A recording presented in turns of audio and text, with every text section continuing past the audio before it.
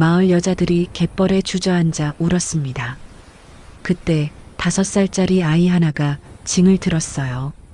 작은 손으로 큰 징을요. 아이의 이름은 해룡. 사람들은 그 애를 용궁 천재학이라고 불렀습니다. 아이는 불을 가리켰어요. 불 피워요. 그리고 징을 쳤습니다. 1시간이 지나자 바다에서 불빛이 보였어요. 배가 돌아왔습니다. 한 척, 또 한 척. 20척이 전부 살아 돌아왔지요. 그날 밤 마을은 아이 앞에 무릎을 꿇었습니다. 그리고 함께 무릎 꿇은 여자가 있었어요. 사람들이 욕하던 여자 금내였습니다. 사는 지역을 댓글에 적어주세요. 복당은 금부채를 그곳으로 날려줄게요. 보노만담을 찾아주셔서 감사합니다 멍. 구독과 좋아요는 사랑입니다 멍. 이제 부채를 접으면 이야기가 시작됩니다. 조선 숙종 임금이 다스리던 시절 남해 바닷가 어느 마을에서 일이 일어났습니다. 그날 20척 배가 돌아오지 못했습니다. 하늘이 뒤집혔고 구름이 검게 갈라졌습니다. 번개가 바다 위에 박혔지요. 바다는 끓는 가마솥처럼 뒤집혔습니다. 남편들, 아버지들, 아들들, 마을 남자들이 전부 그 바다에 있었습니다. 20척 배에 나눠 타고 고기를 잡고 있었어요. 그런데 갑자기 온 폭풍에 돌아올 길이 끊겨버렸습니다. 여인들이 갯벌로 달려나왔습니다. 울부짖었습니다. 하지만 파도는 너무 거칠었습니다. 배 그림자조차 보이지 않았지요. 여보, 돌아와요. 아버지, 목이 터져라 외쳤지만 소용없었습니다. 바다는 대답하지 않았습니다. 폭풍만 더 세게 몰아쳤지요. 그때였습니다. 갯벌 언덕 위에 5살쯤 되어 보이는 아이가 나타났습니다. 작은 몸집인데도 눈빛만은 깊은 바다처럼 푸르고 또렷했습니다. 사람들은 나중에 그 아이를 이렇게 불렀습니다. 용궁의 천재아기 해룡. 해룡이 사당에 있던 큰 징을 들어 올렸습니다. 아이 팔로 들기엔 너무 무거운 징이었어요. 그런데도 해룡은 한 번도 내려놓지 않았습니다. 일정한 박자였습니다. 비가 쏟아지고 바람이 몰아쳐도 해룡은 멈추지 않았습니다. 한 시즌이 지났습니다. 아이 팔이 떨렸습니다. 손등이 하얗게 질렸어요. 그런데도 해룡은 징을 놓지 않았습니다. 여인들은 멍하니 그 모습을 바라보고만 있었습니다. 무슨 일이 벌어지는지 알 수 없었거든요. 그때 저 멀리 바다에서 뭔가가 보였습니다. 배였습니다. 배다. 배가 온다. 한 척이 파도를 헤치고 나타났습니다. 그리고 또 한 척. 또 한 척. 배가 하나, 둘, 셋 계속 나타났습니다. 징소리를 따라오고 있었지요. 20척이 모두 돌아왔습니다. 한 척도 빠짐없이 돌아왔습니다. 단 한 명도 다치지 않았습니다. 배들이 갯벌에 닿자 어부들이 배에서 내렸습니다. 다리가 풀려 주저앉았지요. 살았다는 안도감에 울었습니다. 김영감이 제일 먼저 일어났습니다. 60이 넘은 노인이었어요. 평생 바다에서 살았지만 오늘 같은 폭풍은 처음이었습니다. 김영감이 해룡에게 다가가 천천히 무릎을 꿇었습니다. 고맙네, 해룡아. 내가 우리 목숨을 구했어. 노인의 목소리가 떨렸습니다. 다른 어부들도 하나씩 무릎을 꿇었어요. 20명의 어부가 모두 5살 아이 앞에 무릎을 꿇었습니다. 여인들도 따라 무릎을 꿇었습니다. 눈물을 흘리며 아이에게 절을 했지요. 해룡은 아무 말도 하지 않았습니다. 그저 조용히 서서 바다를 바라보고 있었습니다. 그때 한 여인이 달려와 해룡을 안았습니다. 35쯤 되어 보이는 여인이었어요. 옷은 남루했고 머리는 헝클어져 있었습니다. 그런데 아이를 안은 얼굴만큼은 이상하리만큼 환하게 웃고 있었지요. 여인의 이름은 금례였습니다. 사람들은 금례를 보자 숨죽여 수군거렸습니다. 저 여자가 미친 여자 금례 아니었나? 맞아. 7년 전에 남편이랑 아들 잃고 그 뒤로 넋이 나갔던 그 여자. 우물가에만 서도 물맛이 썩는다고들 했지. 애들이 돌 던져 쫓아냈던 그 여자 말이야. 그 말이 바닷바람처럼 금례 등 뒤에 꽂혔습니다.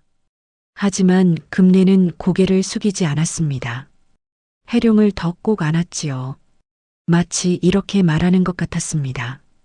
이 아이는 내 아들이야. 김영감이 금례에게 다가왔습니다. 금례 언니, 오늘 우리 목숨 구해줘서 고맙소? 혜룡이가 아니었으면 우리 모두 죽었을 거요. 김영감이 주머니에서 은자 5냥을 꺼냈습니다. 다른 어부들도 쌀자루를 내밀었습니다. 생선 꾸러미도 얹었습니다. 금례의 손이 떨렸습니다. 7년 동안 굶고 헐벗고 살았는데 오늘 하루 만에 쌀떡이 찰 만큼 들어오다니요. 금례는 조용히 고개를 저었습니다. 괜찮습니다. 해룡이가 한 일이지 제가 한 게 아니에요. 하지만 김영감은 단호했습니다. 은자를 금례 손바닥에 억지로 쥐어주며 말했지요. 받으시오. 오늘만큼은 누구도 거절하면 안 돼요. 사람들이 하나둘 집으로 돌아갔습니다. 금례도 해룡의 손을 잡고 마을 끝자락으로 걸었습니다. 거기 바람 새는 초가집이 있었습니다. 지붕은 군데군데 뚫려 있고 벽은 금이 가 있었습니다. 금례가 문을 열고 들어가자 안은 텅 비어 있었습니다. 낡은 멍석 하나, 깨진 독 하나뿐이었지요. 그런데 오늘은 달랐습니다. 방 한쪽에 쌀자루가 쌓여 있었습니다. 은자도 있었습니다. 금례의 눈에서 눈물이 흘렀습니다. 7년 만에 처음 쌀독이 찰 수 있다는 생각이 들었거든요. 해룡이 금례의 손을 꼭 잡았습니다. 어머니, 울지 마세요. 금례가 해룡을 안았습니다. 아니야, 해룡아. 이건 기쁜 눈물이야. 내가 있어서 엄마가 살아. 그날 밤 금례는 처음으로 배불리 밥을 지었습니다. 쌀을 아끼지 않고 퍼서 솥에 담았지요. 불을 지폈습니다. 밥이 익어가는 냄새가 집안에 가득 찼습니다. 7년 만에 맡아보는 냄새였어요. 해룡이 금례 옆에 앉았습니다. 어머니, 제가 왜 여기 있는지 아세요? 금례가 고개를 저었습니다. 모르겠구나. 넌 용궁에서 온 거니? 해룡이 조용히 고개를 끄덕였습니다. 내 바다가 저를 보냈어요. 어머니를 도우라고요. 금례가 아이를 꼭 끌어안았습니다. 고마워, 해룡아. 내가 없었으면 엄마는 정말로 무너졌을 거야. 해룡이 금례를 올려다봤습니다. 눈빛이 깊고 맑았습니다. 어머니는 미치지 않았어요. 그냥 너무 슬퍼서 그랬던 거예요. 금례의 가슴이 뭉클했습니다. 5살짜리 아이 입에서 이런 말이 나올 줄 누가 알았겠습니까? 금례는 그날 밤 해룡을 옆에 눕히고 조용히 다짐했습니다. 7년 전에는 지키지 못했지만 이번에는 다르다고. 이 아이만큼은 무슨 일이 있어도 지켜내겠다고요. 하지만 금례는 아직 몰랐습니다. 해룡을 둘러싼 진짜 시련은 이제부터 시작이라는 것을요. 그리고 그 시련의 중심에는 한 사람이 있었습니다. 마을에서 말이 제일 센 사람. 사람들이 한마디에 고개를 끄덕이는 사람. 장독을 팔며 마을을 쥐락펴락하던 박노파였습니다. 박노파는 그날 밤 이를 악물고 중얼거렸습니다. 저런 여자에게 복이 갈 수는 없어. 인연이 감히. 박노파는 결심했습니다. 해룡을 그리고 금례를 다시 바닥으로 끌어내리겠다고요. 그 기회는 곧 찾아올 것입니다. 7년 전 이야기입니다. 금례는 28이었습니다. 남편 최 씨와 아들 덕이를 데리고 이 마을에서 살았어요. 가난했지만 행복했습니다. 남편 최 씨는 성실한 어부였어요. 매일 새벽 바다에 나가 고기를 잡았습니다. 많이 잡지는 못했지만 꾸준히 잡아왔지요. 그걸 팔아 쌀을 샀습니다. 금내는 집에서 아들을 키우고 밭을 돌봤어요. 작은 밭이었지만 무와 배추를 심었습니다. 저녁이면 된장찌개를 끓였지요. 아들 덕이는 7살이었습니다. 아버지를 닮아 성실했어요. 아침이면 아버지 따라 갯벌에 나가고 싶어 했습니다. 아버지, 저도 배 타고 싶어요. 덕이가 졸랐습니다. 최 씨가 웃으며 아들 머리를 쓰다듬었어요. 덕아, 내가 조금만 더 크면 태워줄게. 지금은 위험해. 덕이는 아쉬워했지만 고개를 끄덕였습니다. 그해 가을이었습니다. 어느 날 갑자기 하늘이 어두워졌어요. 구름이 빠르게 몰려왔습니다. 최 씨는 그날도 바다에 나가 있었습니다. 다른 어부들과 함께 고기를 잡고 있었지요. 오후였습니다. 갑자기 바람이 불기 시작했어요. 파도가 높아졌습니다. 배들이 흔들렸지요. 빨리 돌아가야 해. 어부들이 외쳤습니다. 배를 돌렸어요. 하지만 늦었습니다. 태풍이 왔습니다. 하늘이 검게 변하더니 비가 쏟아졌어요. 파도가 집채만하게 일어났습니다. 마을 사람들이 갯벌로 달려 나왔습니다. 금례도 덕이 손을 잡고 나왔어요. 여보, 여보. 금례가 소리쳤습니다. 하지만 바다는 아무 대답도 하지 않았어요. 파도가 마을을 덮쳤습니다. 사람들이 비명을 지르며 뒤로 물러섰지요. 하지만 덕이가 갑자기 손을 뿌리치고 앞으로 뛰어갔습니다. 아버지, 덕이가 바다를 향해 달렸어요. 금례가 깜짝 놀라 아들을 붙잡으려 했습니다. 덕아, 안 돼. 금례의 손이 덕이 옷자락을 스쳤습니다. 하지만 잡지 못했어요. 한 발 늦었습니다. 파도가 덕이를 삼켰습니다. 아이가 물속으로 사라졌어요. 덕아, 금례가 울부짖으며 바다에 뛰어들었습니다. 파도가 금례를 때렸어요. 물을 들이켰습니다. 하지만 금례는 포기하지 않았습니다. 덕아, 어디 있니? 금례가 물속을 더듬었습니다. 하지만 아무것도 잡히지 않았어요. 파도가 계속 금례를 밀어냈습니다. 마을 사람들이 금례를 끌어냈습니다. 금례는 발버둥 쳤어요. 나요. 내 아들 찾아야 해요. 하지만 사람들이 금례를 꽉 붙잡았습니다. 금례야, 안 돼. 너까지 죽으면 안 돼. 금례는 그 자리에서 기절했습니다. 다음 날 아침 태풍이 지나갔습니다. 바다가 조용해졌어요. 사람들이 갯벌로 나갔습니다. 떠밀려온 것들이 있었습니다. 부서진 배 조각, 찢어진 그물, 그리고 시신들이었습니다. 최 씨의 시신이 갯벌에 떠올라 있었어요. 얼굴이 창백했습니다. 눈은 감겨 있었지요. 하지만 덕이는 찾을 수 없었습니다. 바다가 아이를 데려간 것이었어요. 금례가 정신을 차렸을 때 남편은 이미 싸늘한 시신이 되어 있었습니다. 아들은 어디에도 없었고요. 금례는 남편의 시신을 안고 울었습니다. 목이 쉬도록 울었어요. 하지만 덕이는 돌아오지 않았습니다. 사흘 뒤 남편을 묻었습니다. 산 중턱에 무덤을 만들었어요. 하지만 아들 무덤은 만들 수 없었습니다. 시신이 없었거든요. 금례는 빈 무덤을 하나 더 만들었습니다. 덕이 이름을 적은 비석을 세웠어요. 그리고 그 앞에서 밤새 울었습니다. 그 뒤로 금례가 변했습니다. 밥을 먹지 않았어요. 말도 하지 않았습니다. 하루 종일 갯벌에 나가 앉아 있었지요. 우리 덕이 어디 갔을까? 바다가 데려갔나? 중얼거리며 갯벌을 헤맸습니다. 손으로 흙을 파헤쳤어요.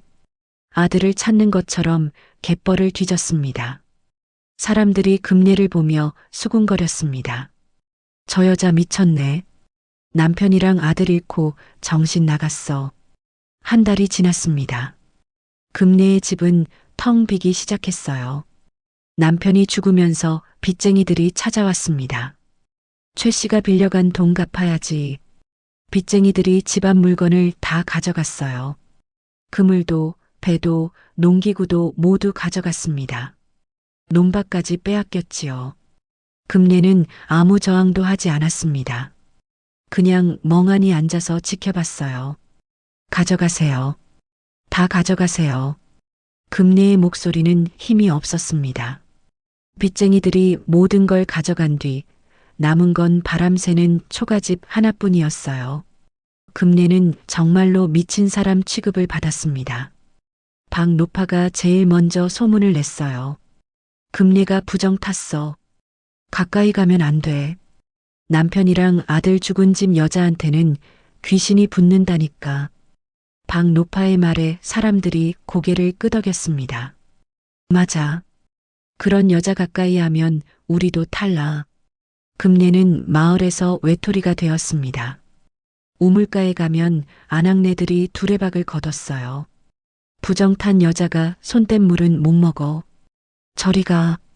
금내는 빈 동이를 들고 돌아서야 했습니다. 장터에 가도 마찬가지였습니다.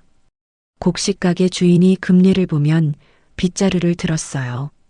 돈도 없는 주제에 왜 남의 가게 앞을 서성이냐? 손님들 다 도망가잖아. 금내는 쫓겨났습니다. 10집 문을 두드렸지만 10집 모두 문이 잠겼어요. 일 좀 시켜주세요. 품팔이라도 하고 싶어요. 금내가 애원했습니다. 하지만 아무도 받아주지 않았어요. 미친 여자 집에 들였다가 무슨 탈 날지 모르잖아. 금내는 결국 갯벌에서 조개를 주워 먹었습니다.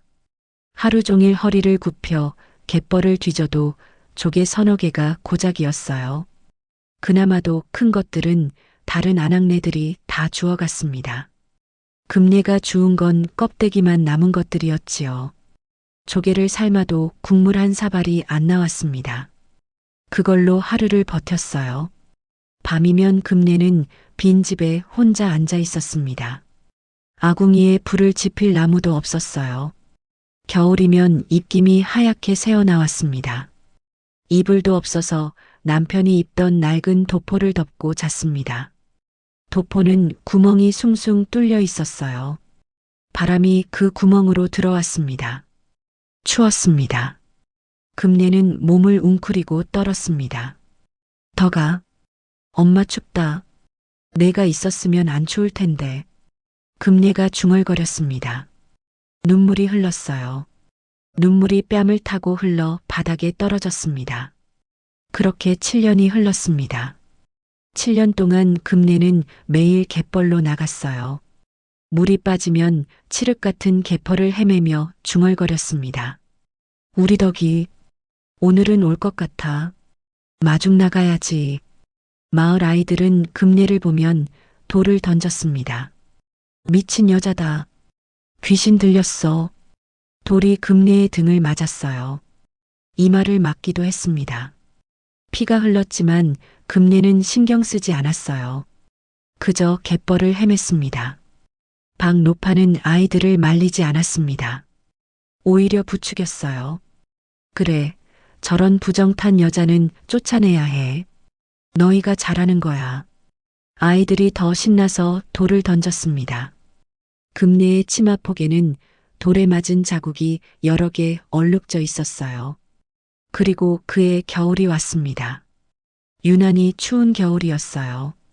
눈이 많이 내렸습니다. 바람이 칼날처럼 매서웠지요. 금내는 사흘째 제대로 먹지 못하고 있었습니다. 갯벌이 얼어붙어서 조개를 캘 수 없었거든요. 쌀도 없었어요.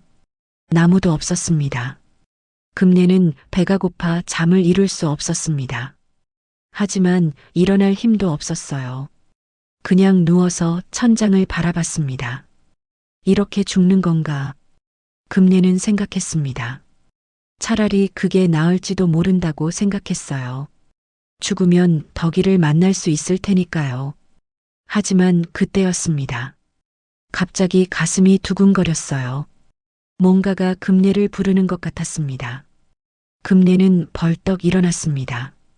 문을 열고 밖으로 나갔어요. 밤이었습니다. 달도 없는 깜깜한 밤이었어요. 찬바람이 살을 애듯 불어왔습니다. 하지만 금내는 멈추지 않았습니다.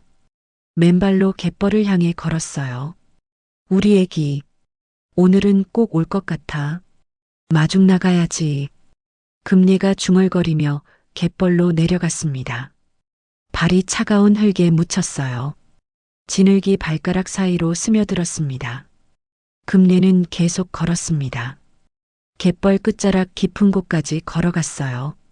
한참을 걸었습니다. 그때였습니다. 어둠 속에서 뭔가 보였어요. 하얗게 빛나는 것이 있었습니다. 금내의 심장이 빠르게 뛰었습니다. 그쪽으로 달려갔어요. 그곳에는 커다란 보자기 뭉치가 있었습니다. 비단 보자기였어요. 이 가난한 마을에서는 본 적도 없는 고운 비단이었습니다. 보자기는 푸른색이었어요. 달빛에 은은하게 빛났습니다. 보자기 위에는 물방울이 맺혀 있었지요. 바닷물이었습니다. 금내가 떨리는 손으로 보자기를 풀었습니다. 천천히 조심스럽게 풀었어요. 보자기 안에 아기가 있었습니다. 갓난아기였어요. 눈을 감고 누워 있었습니다. 작은 주먹을 쥐고 있었지요. 금내의 숨이 멎는 듯 했습니다. 손이 부들부들 떨렸어요. 아기. 금내가 중얼거렸습니다. 아기를 조심스럽게 들어 올렸어요. 아기의 몸은 따뜻했습니다. 추운 겨울 바다에 있었는데도 온기가 느껴졌어요. 금내가 아기를 가슴에 안았습니다. 아기가 눈을 떴어요. 눈동자가 깊은 바다처럼 푸른빛을 띠며 반짝였습니다. 금내의 가슴에서 뭔가가 터져 나왔습니다. 7년 동안 꽁꽁 얼어붙어 있던 것이 녹아내렸어요. 우리 애기, 내 애기. 금내가 목이 터져라 외쳤습니다. 울음이 터져 나왔어요. 용궁에서 내 애기를 돌려보냈어. 덕이가 돌아왔어. 금내의 울음소리가 갯벌에 퍼졌습니다. 파도 소리에 섞여 멀리 울려 퍼졌지요. 금내는 아기를 꼭 안고 집으로 돌아왔습니다. 달리다시피 했어요. 차가운 바람이 불었지만 금내는 아기를 품에 꼭 안았습니다. 집에 도착했습니다. 금내는 아기를 내려놓고 불을 지폈어요. 마지막 남은 나뭇가지를 부러뜨려 아궁이에 넣었습니다. 불이 붙었습니다. 방이 따뜻해지기 시작했어요. 금내는 아기를 자세히 봤습니다. 남자 아기였어요. 피부는 희고 고왔습니다. 손가락은 작고 예뻤지요. 아기가 금내를 올려다봤습니다. 울지 않았어요. 그저 조용히 금내를 바라봤습니다. 금내의 눈에서 눈물이 또 흘렀습니다. 하지만 이번에는 기쁨의 눈물이었어요. 고마워. 돌아와줘서 고마워. 금내가 아기를 안고 울었습니다. 그날 밤 금내는 처음으로 행복했습니다. 7년 만에 처음으로 웃었어요. 아기는 밤새 울지 않았습니다. 그저 조용히 금내를 바라보고 있었지요. 금내는 아기에게 이름을 지어줬습니다. 해룡이라고 불렀어요. 바다에서 온 용의 아들이라는 뜻이었습니다. 해룡아, 앞으로 엄마가 잘 키울게. 꼭 지켜줄게. 금내가 아기에게 속삭였습니다. 하지만 다음 날 아침 문제가 시작되었습니다. 소문이 퍼진 것이었어요. 미친 금내가 갯벌에서 아기를 주워왔다는 소문이었습니다. 사람들이 금내의 집 앞에 모였습니다. 박노파가 제일 앞에 서 있었어요. 금내야, 문 열어라. 박노파가 소리쳤습니다. 금내는 방문을 굳게 닫고 아기를 안고 있었어요. 싫어요.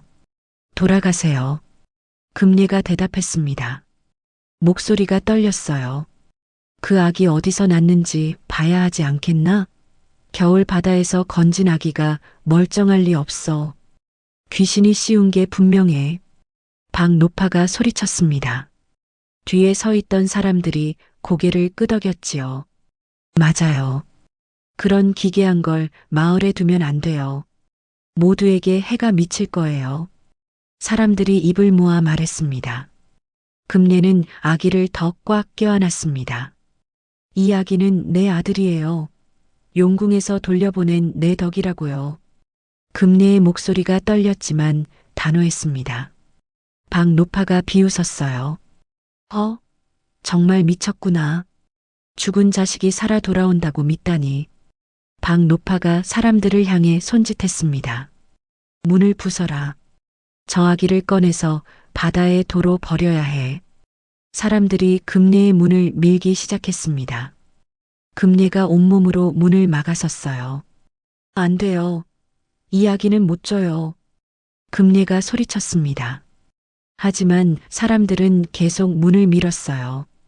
그때였습니다. 아기가 갑자기 울음을 터뜨렸습니다. 으앙! 아기의 울음소리가 집 밖까지 들렸어요. 크고 우렁찬 울음이었습니다. 순간 바람이 불었습니다. 거센 바람이 갑자기 일어나 사람들을 밀어냈어요. 사람들이 비틀거리며 뒤로 물러섰습니다. 박노파도 넘어질 뻔했지요. 바람은 금방 멈췄습니다. 하지만 사람들은 겁을 먹었어요. 저게 뭐야? 바람이 갑자기. 사람들이 수군거렸습니다. 박노파가 이를 갈았어요. 맞지? 저 아기는 귀신이야. 빨리 쫓아내야 해. 하지만 이번에는 아무도 움직이지 않았습니다. 다들 무서워했거든요. 결국 사람들은 돌아갔습니다. 하지만 경고했지요. 저 아기 때문에 무슨 일 생기면 내가 책임져야 할 거야. 박노파가 소리쳤습니다. 사람들이 떠난 뒤 금례는 아기를 안고 주저앉았습니다. 온몸에 힘이 빠졌어요. 괜찮아, 혜룡아. 엄마가 지켜줄게. 금례가 아기에게 속삭였습니다. 하지만 금례는 알고 있었습니다. 이제부터가 진짜 시련이라는 것을요. 아기를 키울 게 아무것도 없었습니다. 금례에게는 젖이 나오지 않았어요. 아이를 낳은 지 7년이나 지났으니 당연했습니다. 쌀도 없었고 기저귀로 쓸 천도 없었지요. 금례는 자신이 입던 속치마를 찢었습니다. 그걸로 아기를 감쌌어요. 하지만 혜룡이 배가 고파 보챘습니다. 금례가 이웃집 문을 두드렸습니다. 제발이에요. 쌀 한 줌만 꿔주세요. 하지만 문은 열리지 않았어요. 안에서는 밥 짓는 냄새가 났습니다. 안에서 목소리만 들렸습니다. 우리도 먹을 게 없어. 그리고 그 아기는 내 자식도 아니잖아. 금례는 5집을 더 돌았습니다. 모두 거절했어요. 그날 밤 금례는 조개 껍데기에 남은 살점을 우려낸 국물을 만들었습니다. 식혀서 혜룡 입에 조금씩 떨어뜨렸어요. 혜룡이 국물을 받아 먹었습니다. 울음을 멈췄지요. 하지만 그것도 이틀뿐이었어요. 사흘째 되던 날 금례는 마을 정씨 집을 찾아갔습니다. 정씨네는 한 달 전에 아기를 낳았어요. 젖이 넉넉해서 남는다는 소문을 들었습니다. 금례가 정씨 집 문 앞에 무릎을 꿇었습니다. 제발이에요. 젖을 좀 나눠주세요. 한 번만이라도요. 아기가 죽어가고 있어요. 문이 조금 열렸습니다. 정씨 안악이 문틈으로 금례를 내려다봤어요. 정씨 안악은 원래 착한 사람이었습니다. 금례가 불쌍해 보였어요. 하지만 남편이 옆에서 속삭였습니다. 안 돼요. 괜히 엮였다가 우리도 찍혀요. 그 아기한테 젖 주면 우리 애가 탈난대요. 박노파님이 그러셨어요. 정씨 안악의 얼굴이 굳어졌습니다. 한참을 망설이다가 입을 열었어요. 미안해요, 금례씨. 우리 애도 먹어야 해요. 그리고 정씨 안악이 목소리를 낮췄습니다. 박노파님이 그러는데 당신 아기는 귀신 아기래요. 그런 아기한테 젖주면 우리 애가 탈난대요. 문이 닫혔습니다. 금례는 그 자리에 주저앉아 울었어요. 집으로 돌아왔습니다. 혜룡이 배고파 울고 있었어요. 금례의 가슴이 찢어지는 것 같았습니다. 이러다 정말 이야기가 죽겠구나. 금례는 절망했습니다. 하지만 포기할 수 없었어요. 혜룡을 안고 갯벌로 나갔습니다. 달빛 아래서 혜룡을 바라봤습니다. 아기는 배가 고파 보챘지만 크게 울지는 않았어요. 그저 금례를 쳐다보고 있었습니다.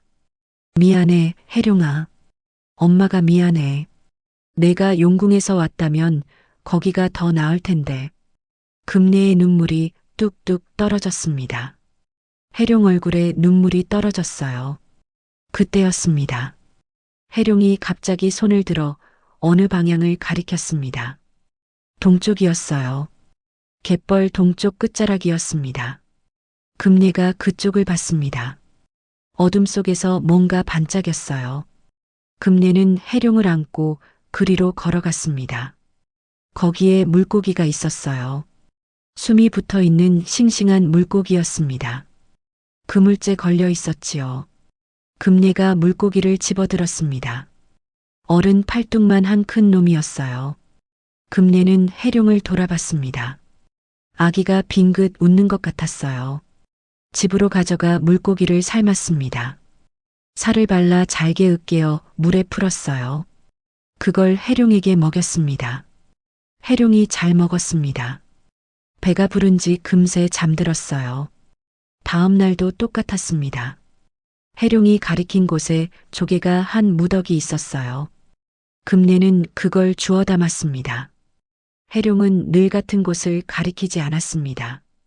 물때가 바뀌면 손이 바뀌었습니다. 보름이 지나자 금례는 확신했습니다. 이 아기는 정말로 바다를 읽을 수 있었어요. 하지만 마을 사람들은 여전히 금례를 멀리했습니다. 미친 금례의 귀신 아기라고 수군거렸지요. 한 달이 지났습니다. 어느 날 김영감이 찾아왔어요. 금례야, 들리는 소문이 있어서 왔네.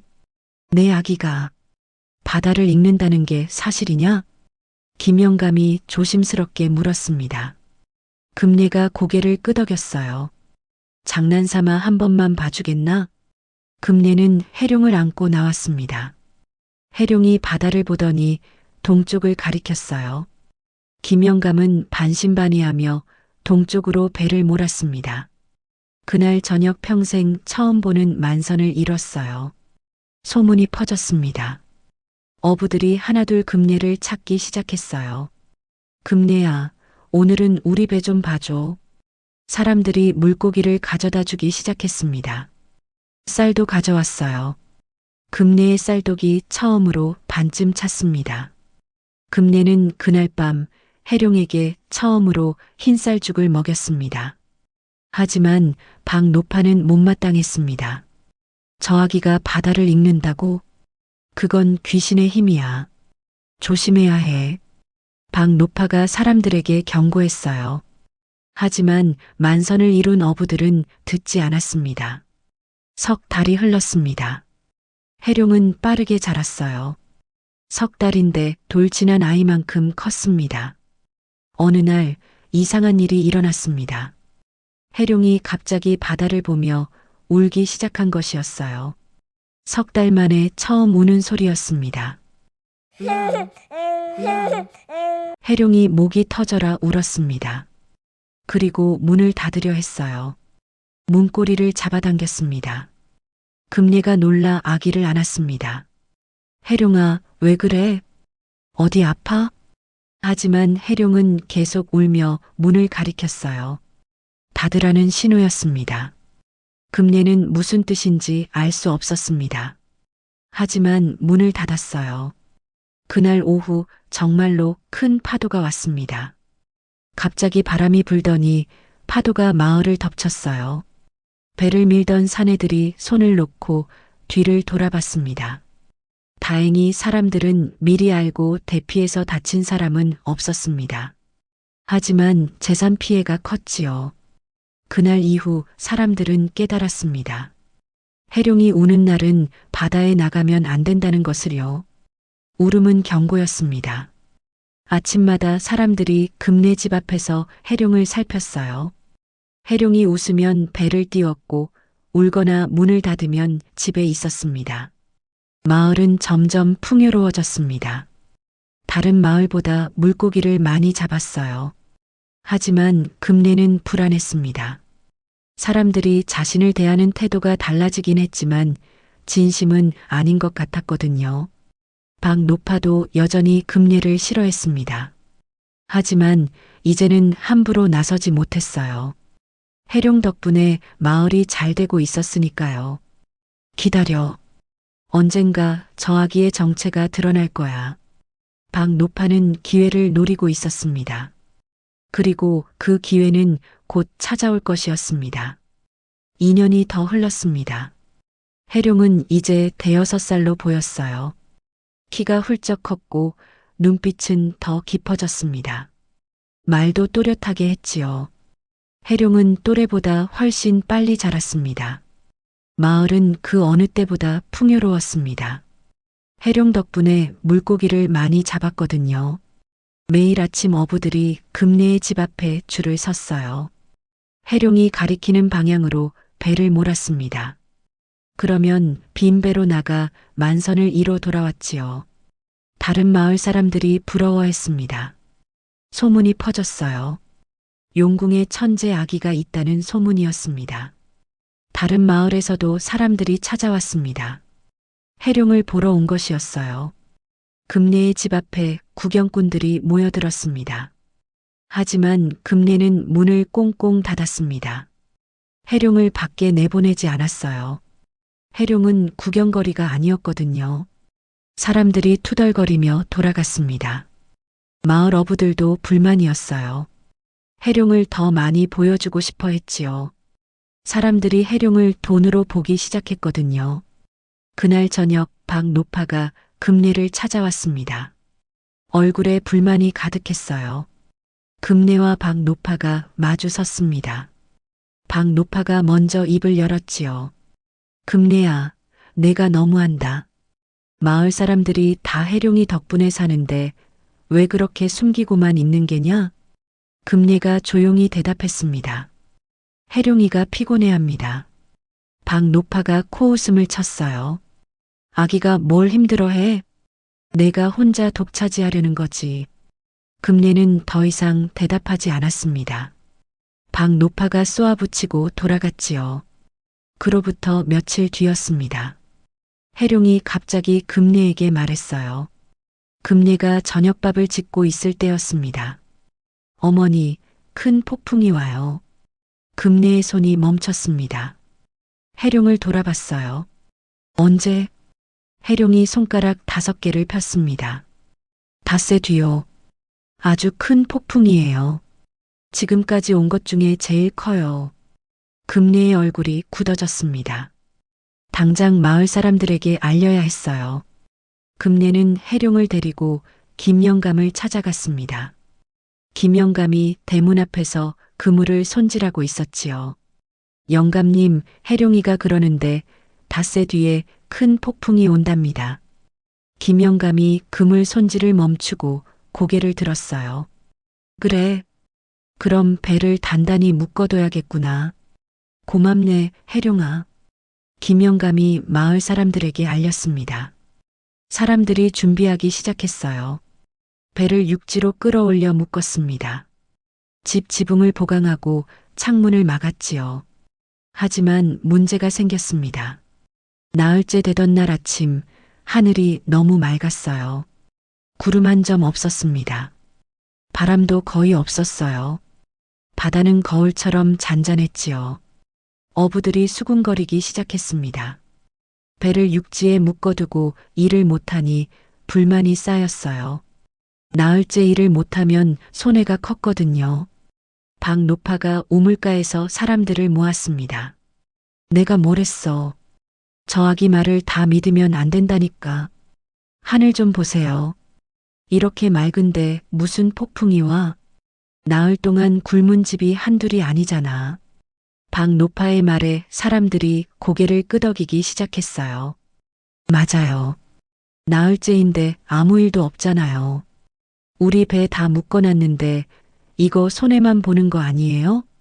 불만의 목소리가 커졌습니다. 어부 몇몇이 배를 풀기 시작했어요. 김영감이 말렸습니다. 아직 하루 남았네. 해룡이 말이 틀린 적이 없었잖나. 하지만 젊은 어부들은 듣지 않았습니다. 영감님은 늙어서 겁이 많으시지. 이렇게 좋은 날씨에 놀고 있을 수 없어요.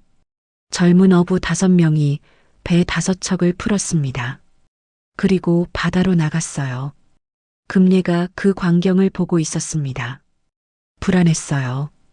해룡을 봤습니다. 해룡이 바다를 바라보고 있었어요.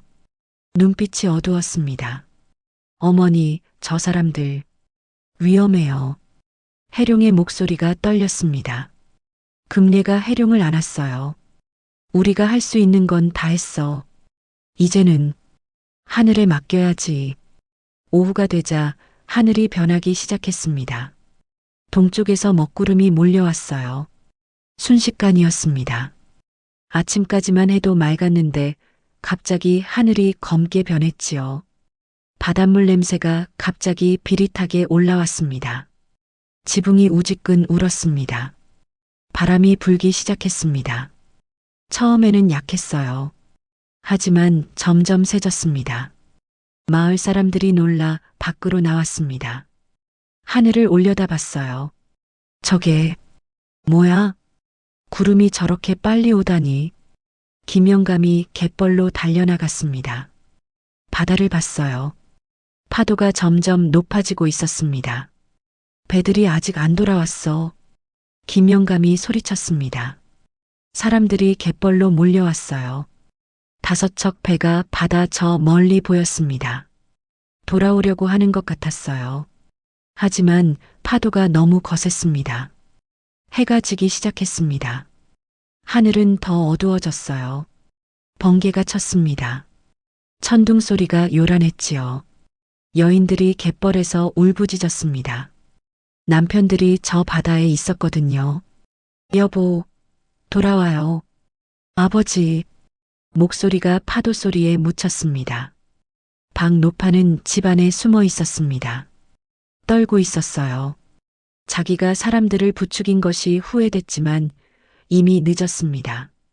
밤이 되었습니다. 배들이 보이지 않았어요. 폭풍은 더 거세졌습니다. 금례는 해룡을 안고 집 안에 있었습니다. 해룡이 창밖을 봤어요. 어머니, 저 사람들이 보여요. 큰 소용돌이 뒤에 갇혀 있어요. 금례가 놀라 물었습니다. 정말? 내가 볼 수 있니? 해룡이 고개를 끄덕였습니다. 네. 물길이 보여요. 저기서 빠져나올 길도 보여요. 금례의 가슴이 두근거렸습니다. 우리가 도와줄 수 있을까? 해룡이 금례를 올려다봤어요. 불을 피워야 해요. 그리고 징을 쳐야 해요. 금례는 결심했습니다. 해룡을 안고 밖으로 나갔어요. 폭풍이 거셌지만 멈추지 않았습니다. 갯벌로 달려갔습니다. 여인들이 아직도 그곳에서 울고 있었어요. 모두 나무를 가져오세요. 봉화를 올려야 해요. 여인들이 금례를 봤어요. 금례 언니, 무슨 소리예요? 금례가 해룡을 높이 들어 보였습니다. 해룡이가 길을 알아요. 배들이 돌아올 길을 알려줄 수 있어요. 김영감이 금례를 믿었습니다. 모두 들었지? 나무를 가져와. 사람들이 움직였습니다. 집집마다 나무를 가져왔어요. 갯벌 제일 높은 곳에 쌓았습니다. 금례가 불을 붙였습니다. 불길이 치솟았어요. 거센 바람에도 꺼지지 않았습니다. 해룡이 말했습니다.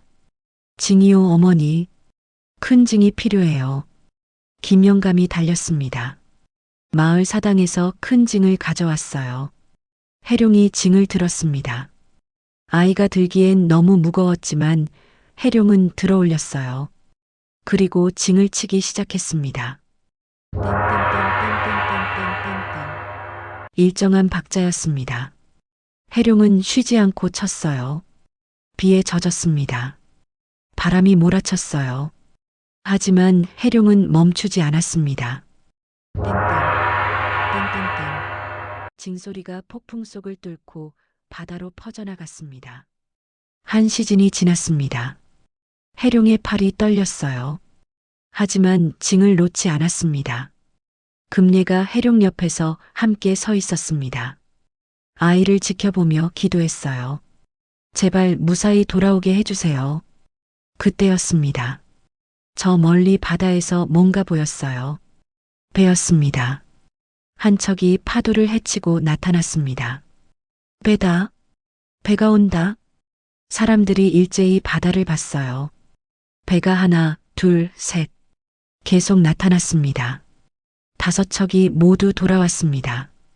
한 척도 빠짐없이 돌아온 것이었지요. 여인들이 울며 웃었습니다. 배들이 갯벌에 닿았어요. 어부들이 배에서 내렸습니다. 온몸이 물에 젖어 있었어요. 다리가 후들거렸습니다. 하지만 모두 살아 있었습니다. 젊은 어부 하나가 금례에게 다가왔습니다. 무릎을 꿇었어요. 죄송합니다. 금례 언니. 제가 어리석었습니다. 다른 어부들도 하나씩 무릎을 꿇었습니다. 해룡 앞에서 고개를 숙였지요. 해룡은 징을 내려놓았습니다. 작은 몸이 바들바들 떨렸어요. 너무 힘들었거든요. 금례가 해룡을 안았습니다. 잘했어, 해룡아. 정말 잘했어. 사람들이 모두 해룡에게 절을 올렸습니다. 박노파도 멀리서 그 광경을 보고 있었습니다. 얼굴이 하얗게 질려 있었습니다. 박노파도 결국 사람들 앞에서 무릎을 꿇었습니다. 그날 이후 박노파의 말은 마을에서 힘을 잃었습니다. 사람들은 박노파가 아니라 금례의 말을 듣기 시작했습니다. 그날 밤 마을 사람들은 모두 알았습니다. 해룡은 정말로 용궁에서 보낸 천재 아기라는 것을요. 그리고 금례는 미친 여자가 아니었습니다. 그저 너무 아팠던 사람이었습니다. 그리고 끝까지 버틴 사람이었습니다. 그날 밤 마을 사람들이 모두 모였습니다. 금례의 집 앞에 줄을 섰습니다. 손에 들고 온 것은 술이 아니었습니다. 쌀 한 대박이었습니다. 장작 한 묶음이었습니다. 아이 옷 한 벌이었습니다. 마당 한가운데 박노파가 서 있었습니다. 평생 남의 입을 빌려 말하던 사람이었지요. 그런데 그날만큼은 자기 입으로 말해야 했습니다. 금례야, 내가 잘못했다. 사람들이 숨을 삼켰습니다. 박노파가 고개를 숙였습니다. 내가 내게 부정을 씌웠다. 내가 아이들 손에 돌을 쥐어줬다. 장독 뒤에서 노파가 뒤에서 울먹이며 말했습니다. 금례 언니, 우리가 잘못 생각했습니다. 해룡이는 귀신 아기가 아니라 마을을 지킨 아이입니다. 두부 파는 안악도 고개를 숙였습니다. 언니를 미친 여자라고 부른 것도 죄송합니다. 언니는 미친 게 아니라 아팠던 겁니다. 금례는 그들을 바라봤습니다. 7년 동안 자신을 천덕꾸러기 취급했던 사람들이었습니다. 돌을 던지고 물도 안 주고 쌀도 안 꿔주던 사람들이었습니다. 금례는 한참 말이 없었습니다. 그리고 아주 조용히 말했습니다. 사과는 받겠습니다. 하지만 잊진 않겠습니다. 다시는 누구 하나를 몰아세우지 마세요. 사람들이 고개를 끄덕였습니다. 그날 밤 마을은 약속을 했습니다. 금례 집엔 매달 쌀을 보태자. 해룡을 구경거리로 만들면 그 집은 장에 못 나가게 하자. 누구든 돌을 던지면 그 돌 던진 손이 먼저 벌을 받게 하자. 그때부터 금례의 문 앞에는 욕이 아니라 장작이 놓였습니다. 바가지가 아니라 물 한 동이가 놓였습니다.